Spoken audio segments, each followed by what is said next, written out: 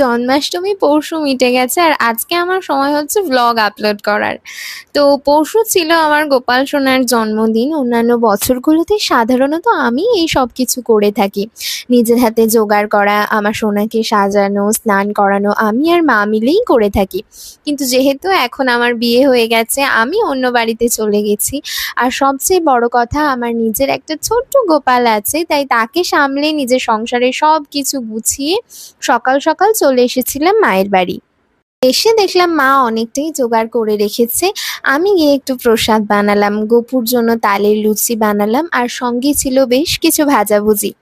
অনেক ভগবত পাঠে শুনেছি গোপাল সোনা যেহেতু একদম ছোট্ট, তাই ওকে কোনো শক্ত জিনিস দেওয়াটা ঠিক নয়।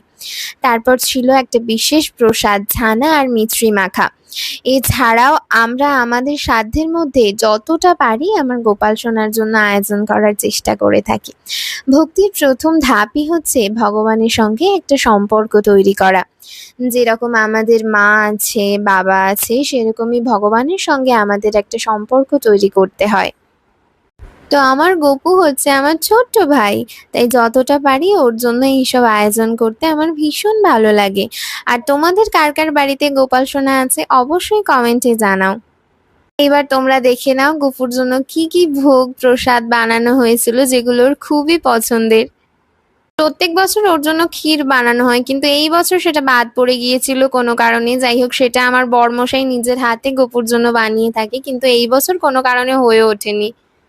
ঠাকুরমশাই আসতে অনেকটাই দেরি করে ফেলেছিলেন, তাই সকাল সকালই প্রায় সমস্ত কিছু জোগাড় হয়ে গিয়েছিল। আর শুধু জন্মাষ্টমী পালন করলেই হবে না, প্রত্যেকের উচিত ভগবদ গীতা পাঠ করা আমাদের জীবনের সারমর্মকে উপলব্ধি করার জন্য। তো কে কে প্রতিদিন ভগবদ গীতা পাঠ করো সেটাও অবশ্যই জানাও।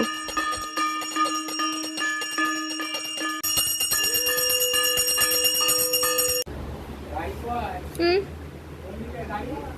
পুজো মিটেছে, জল খাও। এতক্ষণ না খেয়েছিল।